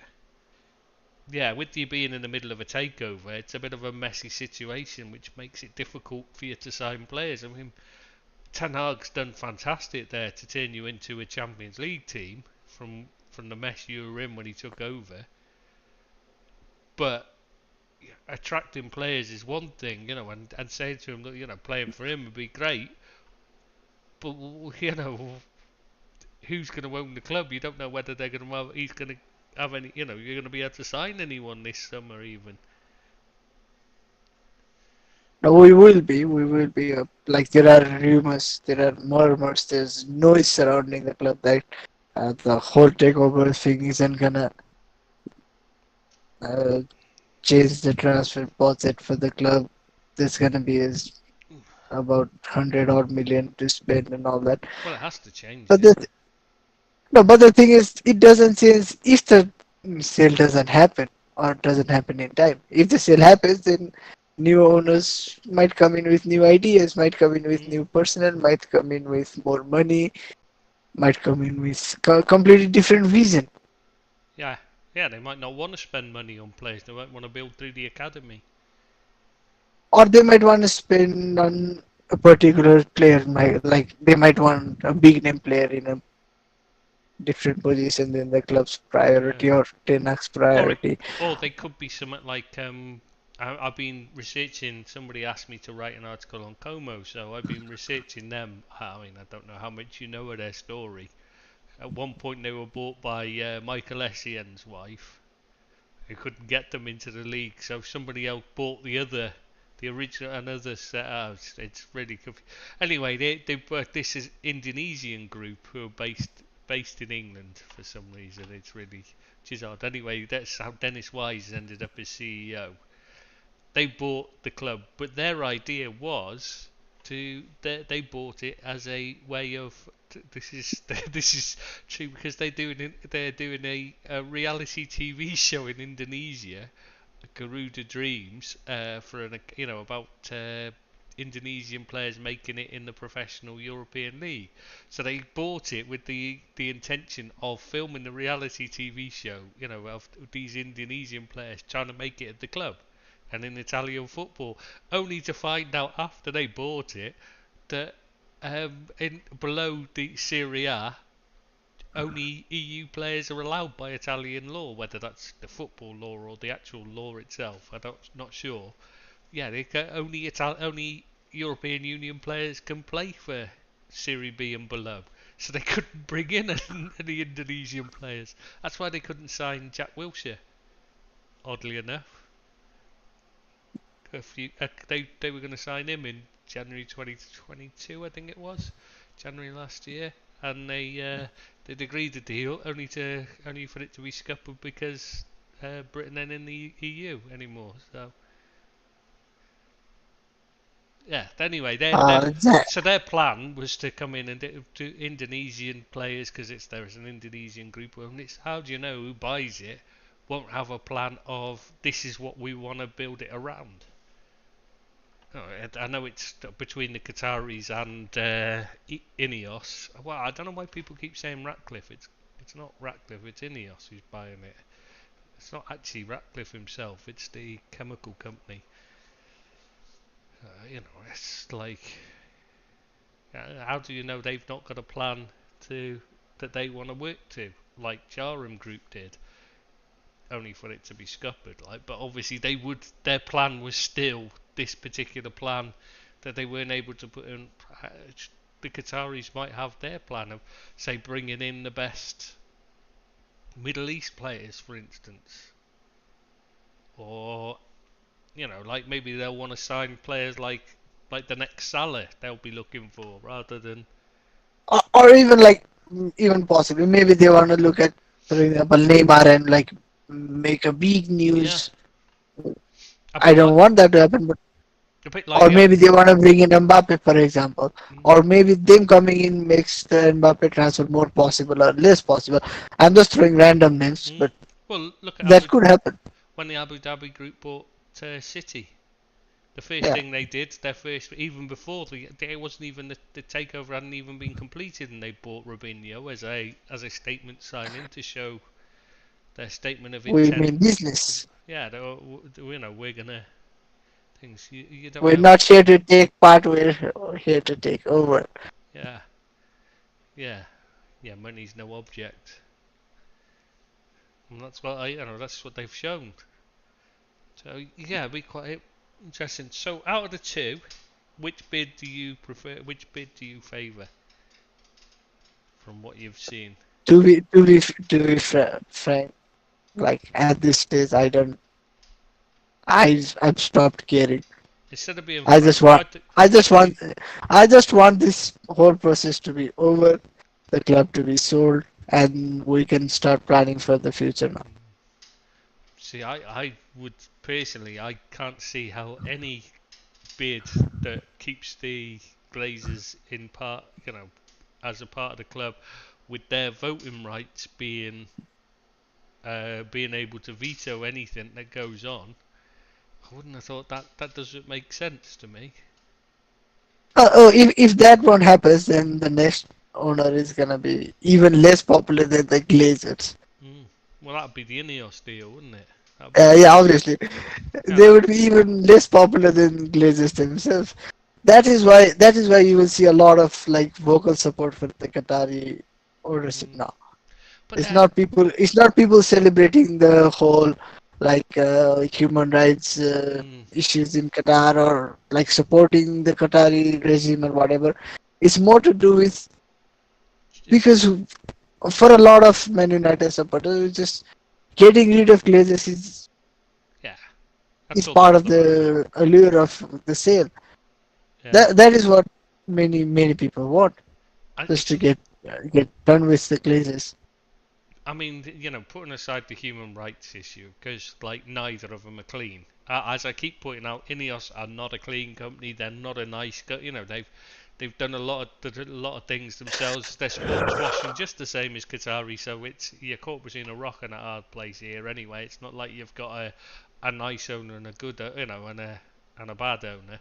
You've got two sports washing entities trying to buy you. So you really it's it's frying pan and fire. It doesn't really matter, does it? Um, but what I would also say about Ineos is that they've already shown they haven't got a fucking clue what they're doing when it comes to running a football club. I mean, Nice is a mess. Lausanne is a mess. I I don't think I'd want them anywhere near the club if I was a Man United fan. I've got to be honest. I mean, Ratcliffe can talk about how he's a Man United fan, but But so am I. yeah, well, but you haven't got you haven't gonna go to Chelsea season ticket, No, have but you? my When you could no, but go to my Man United, it's bizarre. yeah, but my point is just because I'm a fan doesn't mean I'm gonna be a good owner or I'm gonna be a good Exactly. manager or I'm gonna be a good player. There are other skills required for you to be qualified for those roles for those And not positions. just that. And like you said, Qatar is bring a sense of mystery because you don't know how they're gonna do. Ineos bring a track record or history of ultimate failure. Hmm. Yeah, exactly. That's what I mean. You've got at least with you, if you come in and you were trying to buy the club, you could say, well, he's obviously, he's earning the money well, so he's earning the money to afford it, so he's Let's got see to be at what he least, can do. yeah, maybe he's quite good at it because we've got no track record. You can't look at how he gets on with a sports team because you've never owned one. But when you've got Jim Ratcliffe and Ineos, you're just looking at them and saying they're shit at what they do when it comes to sports teams. They're terrible at it. And I know Ed too thinks Jim Ratcliffe's a nice guy, but I fail to see it at all. I just don't see how he can, I just don't see how he can be to do the job he does. I mean, just can't be. But like, and anyway, if he's that nice a guy, then he's not going to be any good at the job anyway, is he? Because you've got to be ruthless in the role. So yeah, no, he's really. I just can't see any future, anything good to come of if Ineos are the new owners. I think it would be a mistake. But But but but to get back to the deals, I don't think they made a new offer. Say Yassi Maz, the Qatari prospective Qatari buyer, he's made another offer. This is the issue, man.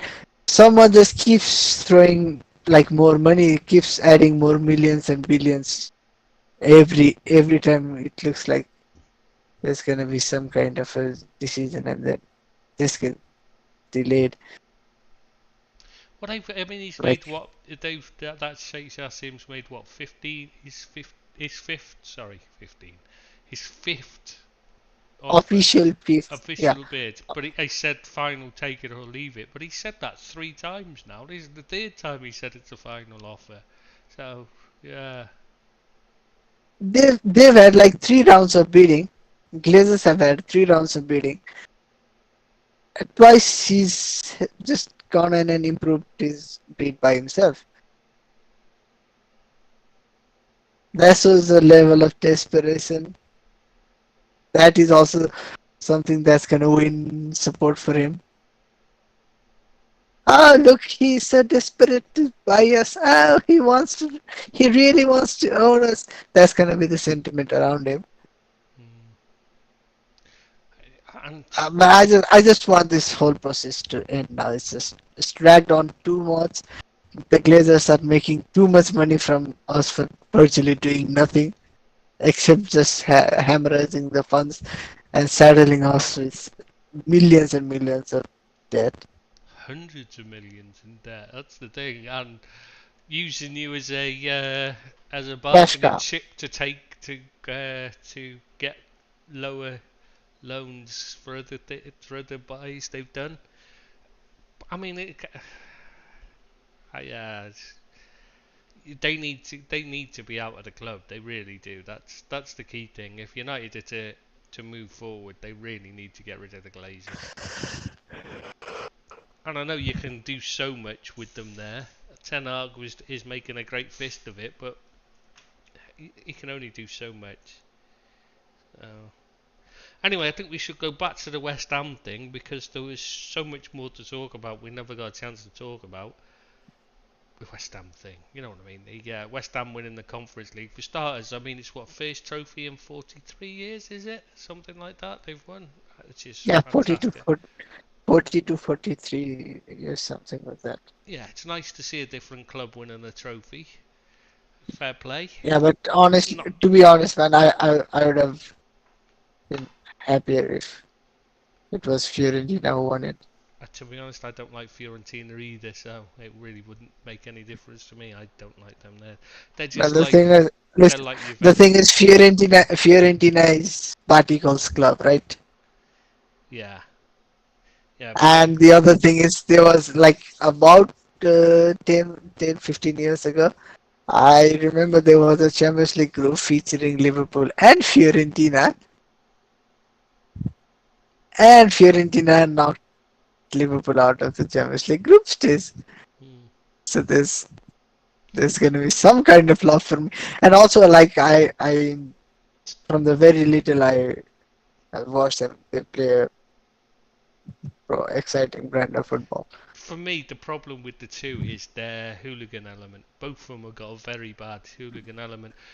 West Ham have suffered because of the Green Street films, where they got an element that follows them purely because they've seen Green Street and think think that's cool and exciting to be a football hooligan, and so they follow West Ham because of the Green Street thing. And Fiorentina have got, like most Italian clubs, have got a problem. I mean, there was that attack on a pub, West Ham fans attacked, wasn't there? There was something like 14 people arrested after the attack on a pub full of West Ham fans, weren't there? Was attacked. But then you look at the game, West Ham fans then make themselves look like complete knobheads by throwing that vape and hitting. Oh my God, his name's completely escaped me, and I just literally reread it 2 seconds ago, so I'd remember his name again to make sure I got his name right. I just literally closed the page 2 seconds before I said it. Jesus. Tell me what position he plays. I'll help you out because obviously I didn't watch the match. You didn't watch it? Oh, he got hit. No.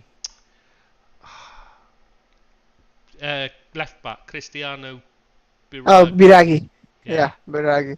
Yeah, he's hit by an object. It was thrown from the crowd, and it hit him on the. I think it hit him on the back of the head. I haven't actually seen the game, like. But I mean, they've said Fiorentina have complained that Fiorentina's president had complained that West Ham treated them like they're like animals, which is probably quite believable with Moyes' team. To be fair, he does like them to be extremely physical. He does like them to get stuck in and put it about a lot. That's the way he likes to play, which is why his team doesn't go, because they're too busy being physical rather than, it doesn't matter how good the players are. This is what we always say. You always say about him is that he can only take teams so far. It's because he concentrates on the physical side rather than the technical side. He wants them to be physical rather than be good. You see what I mean? He's more interested in them kicking the opposition than outplaying them. He doesn't understand how to deal with it when his team isn't an underdog. Yeah. Yeah, that's what I'm trying to describe. He thinks his team's an underdog that's always got to kick the opposition and try and level the field a bit. That's how his team's always played. His Everton team, even his Man United team when he took over at Man United. That's what he was trying to turn them into, and it's like they just won the league when he took over. It's like you don't need them to do that. They're good enough to do more. You can't walk into the dressing room of defending champions and expect them to aspire to be as good as their city rivals. Exactly. Well, and not just that, you don't walk into the dressing room of the team that's just won the league and show them videos of a player from the lower half of the team. Great player as Jagielka was, and I love Jagielka. I think he was a brilliant player, but he wasn't someone that you aspire to be. A very good guy by all accounts. Lovable character. Respectable player, but he's not. There are levels. Yeah, he's not Maldini. He's not Maldini. He's not Baresi. That's the players you want the top team to. You should be showing them. You want them to aspire to be the best, not a mid-level, mid-table team player. Basically, is what I'm trying to say.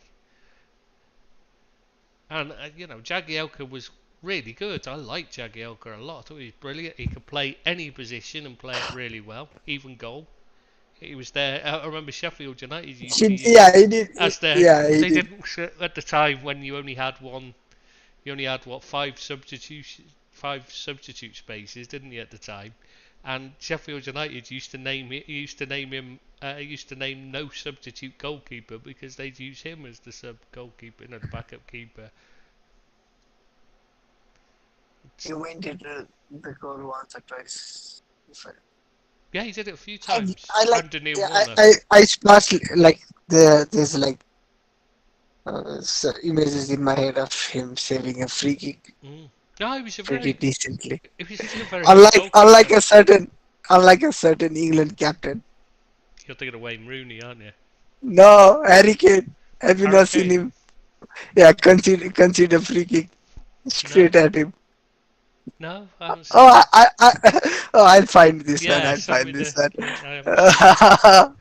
No, yeah, well, maybe Harry Kane, maybe Harry Kane once went into the Tottenham goal after the keeper was sent off.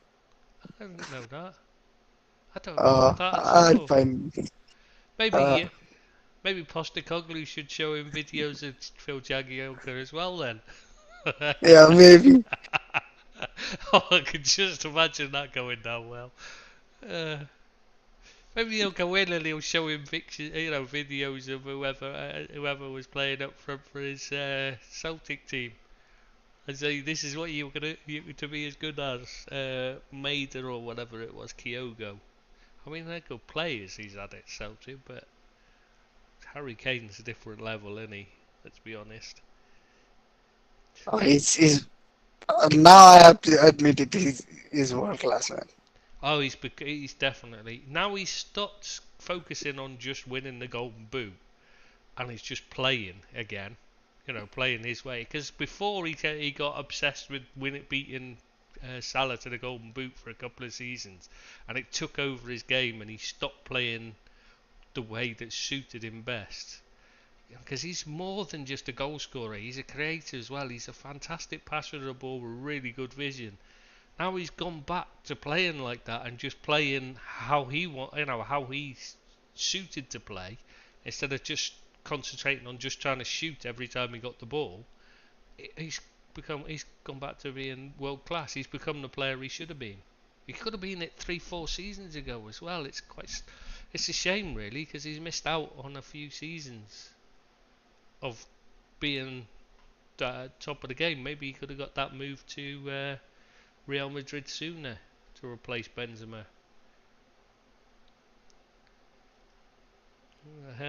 Is there anything else we need to discuss? I can't seem to remember anything else. Not at the top of my head. No, no, me. I can't think of anything else. Doesn't seem to be much. Obviously, this is a quiet time of year. Oh, are we going to discuss the Champions League final at the weekend? Of course. Maybe we can preview it. Yeah, I need to just a little thing. Come on, please. I want to ask you. No, I want to ask you this. Like I came across. Is this Champions League final one of the least talked about finals in the recent history? But it does seem to be a bit. There's hardly. Yeah, there's hardly any build-up. Hardly like too many noise surrounding the final. Like it's if you there is no proper build-up and no proper fanfare around this final. Maybe it's because of all the transfers that has happened around this time, which is unusual. No, that always Maybe happens. maybe Messi and Benzema, they're too high profile and No, there's always taken up a lot big of media ones. coverage, but No, I don't. I think it's simply because Man City Inter just doesn't really it doesn't whet the appetite, does it? It doesn't get you excited, get the juices flowing. I mean, Man City aren't they haven't got the fan base to fill. So you're gonna fill column inches and write lots about it because you're not gonna get many clicks from it. So nobody's gonna be writing about it. They've not got the. and Inter are proper underdogs, I guess. That's the Yeah, thing. exactly. They're such huge underdogs. Nobody's giving them a chance, really, are they? This is more of an underdog than I think they were at the time when they actually won it, and with Jose Mourinho when Samuel Eto'o played right wing back. Basically, it was an auxiliary right back, wasn't he? Basically, in that final. If you remember, he didn't play Don't right take me. wing back. No, I remember I'm it. taking No, the I piss, was gonna but say like, don't take me back to that time. Like that is when I truly fell in love with Jose Mourinho. really. Oh Yeah. God, I hated that Mourinho for the way his team No, played that day. not the team, not the Horrible. team, not the team. The personality, the looks, for that early teenage Oh, me, like he was quite charming. Oh no, he could be very charming and as a person, lovely. He Yeah, always seems person, really as nice. a person. But as a manager, I hate him because his teams, even from the Porto side, the only time I actually didn't mind him was when he slid on his knees at Old Trafford. That was it. That's the only time. Other than that, I hated watch. His side were horrible to watch. They were just. He is the biggest cheat in football by far. I mean, I name anyone else you want, and nobody is as bad as him. Everything he does is built around finding an advantage that doesn't matter. It doesn't matter about the rules to him. He doesn't care. It's always about. It's just win at all costs. He is the ultimate win at all costs. His team cheat too. I mean, even that, hiding in the laundry basket thing. People laugh at that. Hang on, he's cheated. Why do people look at overlooking that? Why is he not? He's admitted he did it, and he's never been punished for it. He cheated to help Chelsea succeed. Why is that not? Why is that seen as a joke? It shouldn't be. It's Well, I acceptable. think it's fun. I think it's funny. That's all I'm gonna say. It would be funny if they'd lost and he'd done it and it hadn't had any effect, but they won, and surely that's got to be, So surely what he's done is he's cheated to get a victory. So it stops being funny. You know what I mean? To me, anyway. I think when you cheat, it ruins any joy in the game for me because it doesn't feel right. It just feels dirty. I think is the only way to put it. I don't know. I just don't like it. That's. I don't like it. I So, don't like. anyways, we should maybe point out that Mourinho isn't actually part of the final. No, not this one. He's already failed, He, didn't he? he already lost. Yeah, Yeah, he already lost. and whined First one. about it and picked a fight with the referee in the car park afterwards. And I mean, but yeah, this Interside. I mean, do you give them a chance? Do you think there's any hope? I think there is hope. I think there's a decent chance, but they go into the match as a proper like underdog. Like I said, they're second favorite by all measures. Oh, But they've got few good players who can win the match on their own. So that's always going to be an issue. and it is those kind of matches when former player, comes back and hates you. And Eddie Dzeko obviously is still at Inter. I know he's 37 now, but And also, it's these kinds of matches when a star can be born. Like someone can truly cement themselves in the upper echelons of the game, become the star. I'm thinking about your Barelas, your Lautaro Martinez. You can clearly picture the scenario where a ball, like a long ball, falls around him in and around the box. He's turning on a half turn and just slots it past Edison like this nothing. they do have some good players. To be fair, it's not like they're crap side Inter, but it's just Man City are another But level, aren't they? they're clearly second best because Yeah. they're playing Man City. But they have a solid defense. At least up until now, they've had a solid defense. They've got it's like when you just look at Inter team in isolation, you think, okay, they've got a decent team, and when you compare it to Man City, you're like, there's different gravy. Because you like obviously like I think I speak for both of us. We would take Bastoni at either of our clubs. Yeah, he's quality defender. Uh, Yeah, we think like Skriniar gets into Manchester City team. I think Yeah, yeah. like Onana is although he seems to be a bit of a knob outside of the pitch, he's a good player in goal. Brozovic is still a good player, getting on a bit, but still a good player. Barella is a very good player. Barella's Ma- quality. Laut- Lautaro, although his Yeah, shooting can be inconsistent, can finish it like can score goal from a nothing chance. Literally, he has that in his locker. Lukaku on his day can like outrun any defender. So they've got Well, I mean, different decent you've players, but they've got players that haven't performed to the level you'd expect as well, in Goosens and Dumfries, who just haven't lived up to their they've been reputation very for joining. inconsistent. Yeah, and so you got to think that at some point they might just turn up and have the game of have a decent game for them, and this would be the time when if it's going to happen, it could be now. So yeah, you're right. They've got a chance, but by any Yeah, stretch of the but imagination, it's if we start far listing behind. players, then like Man City, like they've got Ederson who can like ping a ball, long ball, like saw it in the FA Cup final happened this week. Hmm? The FA Cup final happened this week. It was after our podcast last week. The FA Cup final was after our. I thought we talked about the FA Cup final. Did we not discuss? Oh No, shit! We must no, have just done a preview then. Oh well, we better talk about that then, hadn't we as well? no. What's done is done. Oh no, I think we We, need to we get don't in need to go. depth. We need to get in depth in that. Just no. I mean, for a Liverpool No, fan, no, it's no. one of Like it's the worst result. It's the worst result possible. Is you two being in the final? It didn't matter who won. It was shit. So it's, So for like me, obviously, horrible. Gundogan has turned into a big game player now in recent years. He only seems to score when it's really important. Yeah, I wonder how they'll cope without him next season.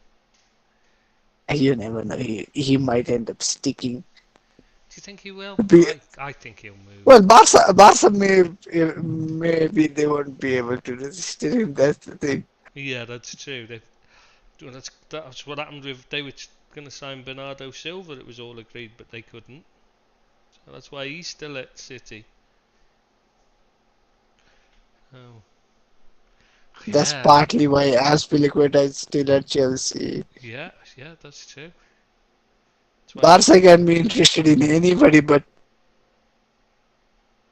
the likelihood of them being able to find some wiggle room and sneak that player in their structure is gonna be like difficult for them.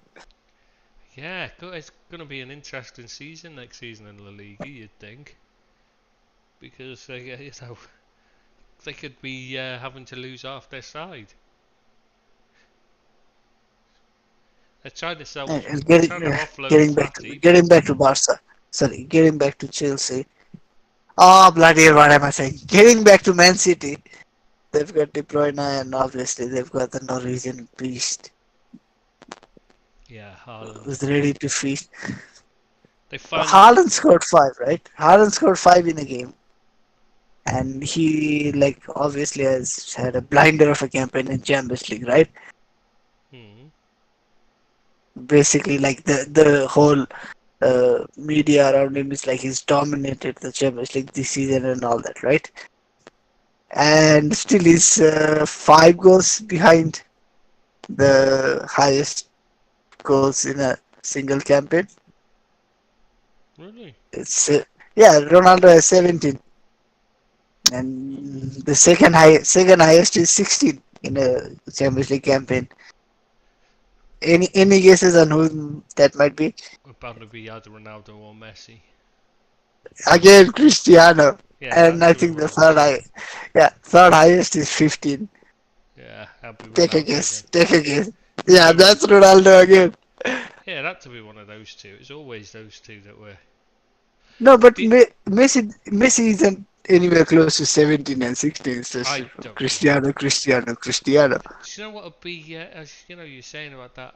Well, we haven't actually suggested that could be the one deal because Mbappe isn't unless Mbappe is likely to go this summer to Real Madrid, which seems unlikely considering the way last summer went down. Surely Haaland to Madrid. Yeah, but the That has termination clause, that has that to clause doesn't kick in for next season. no, but still, you got to think that. I mean, what else? They must have had they must have a plan in mind when they let Benzema go. Yeah, but like you said, like there aren't many options. It's either Kane is the more like most how do you say, like similar replacement to Hmm. Benzema. Like for like. Yeah, like for like. Haaland is like the out and out scorer, and Mbappe is the all like uh, rejuvenating the whole attack kind of a Hmm. option, right? Those are the three candidates. But Rest everyone comes with some kind of a question mark or a caveat or like well, Mbappe and either. Haaland were the original plan was to buy the pair of them. That was the plan for my long-term plan for Madrid, which is why I find it extremely strange that they bought Bellingham right now when they desperately need to buy the strikers. Surely now would be the time to do it. Yeah, but even before, like when they were uh, s- sniffing around Bellingham, I think we both said like Yeah, that 100 million is better spent on, just for example, Gvardiol or a Saliba, yeah, they need someone like that. defence.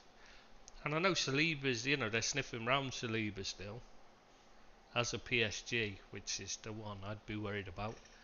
But you got to look at. But I was just thinking maybe the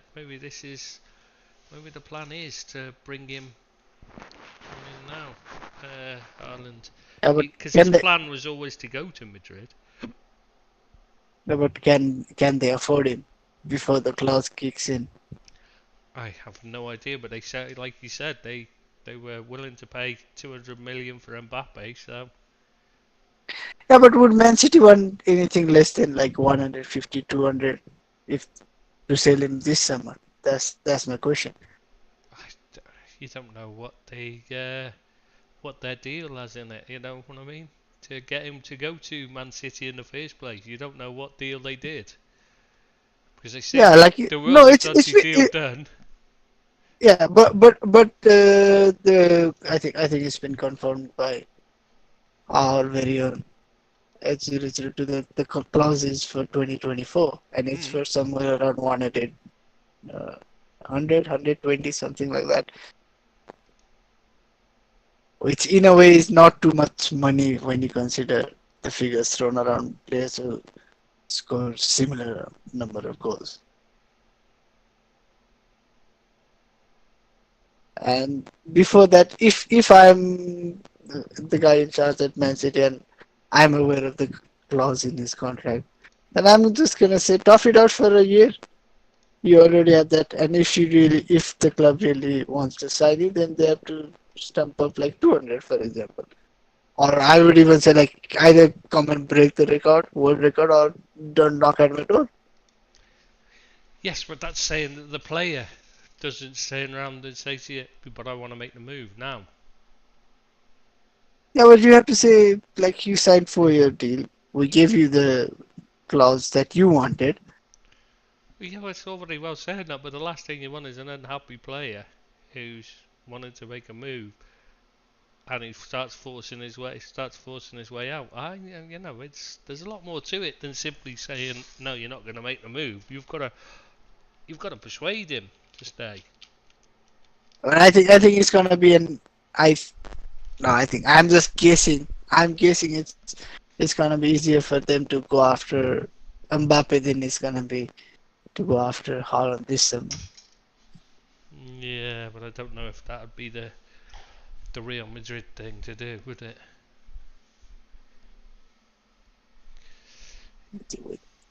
Again, we have to get back to Inter versus Man City. Yes, true. Yeah. Yeah. So what's gonna be your prediction? Are you gonna make any prediction? Well, I That don't should be care the if I question. jinx it, do I? Because I don't like either team. So I've got no. I don't care if I jinx them both. Uh, but I really don't want Man City to win it. I really, really don't. But Where is the final taking place, by the way? Saturday, isn't it? Oh, No, where, where? where? Where? Huh? Hang on, sorry. God. Oh, come on, you should know it. System, Didn't what you is it? already book the like hotels last summer? Me? No, I don't book. You know better than that. I don't make predictions or anything like that. I'm the most superstitious No, person no, in the world. but your Lord and Savior had like told everyone to Oh, I start don't booking know. the I don't hotels. read. I don't listen to what they say, and you know that. I think they just. I hate the comments they make. Oh, In come on, but the final is in Istanbul, and yeah, Klopp had said like maybe you should start booking the yeah, that's fine. hotels But already. I hate when people say stuff. You know I do. I hate it because they either lie or they misrepresent or nothing that's said in press conferences is worth listening to. It's best to avoid them because then that kind of stupid comment always comes back to bite you. Anyway, yeah. What was I going to say? Yeah, I doubt if they'll make as much noise as Liverpool fans made in 2005, to the point where I remember every Turkish person that was like, would tell you they knew, they loved all the people in Istanbul were all big Liverpool fans afterwards because they'd all hear it. They could all hear it in the city, like, or so they'd say. I mean, you don't know how much of them make it up when they. Cause it's a bit like all these Man City fans now. All of them are at York apparently. Every single person that gets interviewed. Oh, I was at York when they were, when we were struggling. There was like 35 people there. Don't talk bollocks. Newcastle fans are the same. They were all at the, before Kevin Keegan. Oh yeah, I was there. They weren't. It was like, when they were getting crowds of like 300, and they all claimed to have been there. It's like, fuck off. They're not the most loyal fans at all. No fans are. They're all fickle. But yeah, anyway, sorry. Wasn't so we were doing predictions, weren't we? Yeah, your Yeah. predictions. Yeah, I think I can't look past Man City. I think Guardiola's finally gonna get his Champions League without Messi, and I think it's gonna be. To be honest, I think they're gonna score early and then just pick Inter off, and it'll be a 3-4 goals they'll score. I hope it's not. I hope it's a really exciting end-to-end match, and it's like someone wins it by the odd goal in 7 or something. But I just think it'll be a City rollover Inter, to be honest, 3 or 4-0. What about you? But I think it's gonna be a KG affair. Inter have shown themselves to be a good cup side under Inzaghi. Inzaghi is actually a better cup manager than he is a league manager. I think he won a Coppa Italia with Lazio as well. And this Inter side on paper is the best Italian team right now. Oh yeah, I definitely. They they've stuffed up the Serie A title charts. I think they're gonna get.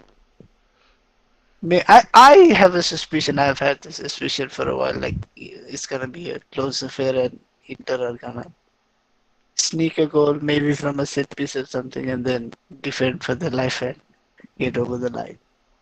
I hope you're right and I'm completely and utterly wrong. That's No, all. I'm I actually don't like either side, but kind of happy.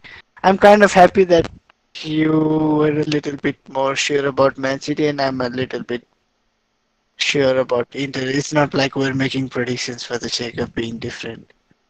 no, no, I wouldn't. I hate to say, I really hate to say that City will do well, but yeah, I just can't look past. No, the sensible thing, the knowledgeable guy would say like, oh, City are much better on paper and they should come out victorious easily. But it's a one-off game, and I think Oh Inter yeah, might be they might be a good. in They cup might make it a finals, good. Yeah. They might make a good feast of it.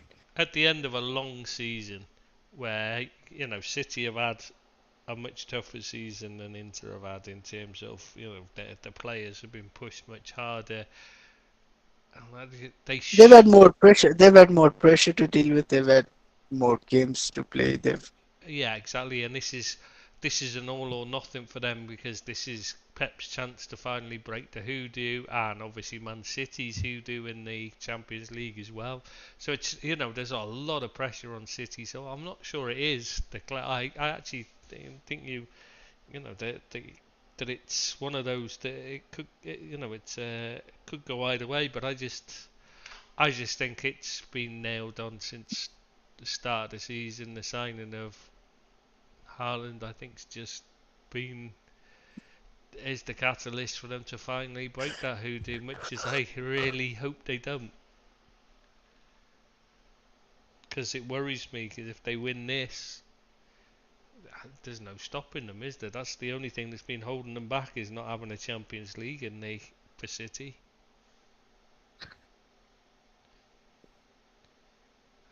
Christ, could Yeah, you imagine? that's all. So I guess we're done with everything we Yeah, I think wanted to that's it. cover. I So think that's just to end this, I just want to ask you: have you seen the send off that Spalletti got at Napoli? Spalletti. Did he Yeah, left? Yeah, yeah, he's he's taken gonna take a year off. Yeah. yeah. So no, did you see the send off the Napoli ultras gave him? No, I haven't seen that. Why? What? Yeah, I'm sure you kind of sort of remember that the ultras weren't particularly happy with the way things were going a year or two ago. Hmm. They had attacked the training ground, I think, Yeah. or at least tried to invade the training ground. And they had stolen the steering wheel off of Spalletti's vehicle, right? His Ferrari or something. That's right. Yes. Yeah. And now Wow. because he's the king of Napoli now after Yeah. winning the Serie A, the Ultras have finally returned They his have. steering wheel to him. Oh. Oh, fucking hell. Oh, that's good. Yeah, but it also kind of shows like how like you said like how fickle supporters can be. Like Yeah. a Very. a year or two ago he was kind of the villain for them. That is why like they were unhappy with him and all that, and now he's like he could be they could walk it out him making love to their wife and they'd be like, do you Yeah. need anything else? Yeah. Did he don't just make sure? Let me tuck you in to make sure you don't catch cold afterwards. Yeah. I'll bring you. Would you like a beer to drink while you for afterwards? Yeah. The thing is, to be fair, the real villain always for the Napoli fans has been the chairman. President Just De Laurentiis. yeah, De Laurentiis. They hate him with a passion, and they still do. But like, he seems How to. can how can you finally get a manager who wins you the league in God knows like how many years, and then make him so unhappy that he'd rather take a 1 year forced sabbatical than continue on. Yeah, you've got to be you've got to be bad at your job. I mean, he's upset so many of the players as well that they've left because of him. It's astonishing. I mean, the fact that they won the league is just like it's in spite of him rather than because of him, isn't it? It's yeah, such a strange club, Napoli.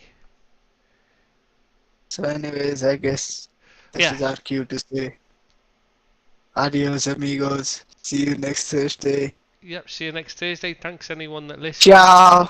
Yeah, Yeah, well, speak some Italian, man. we Show should some support and love to it.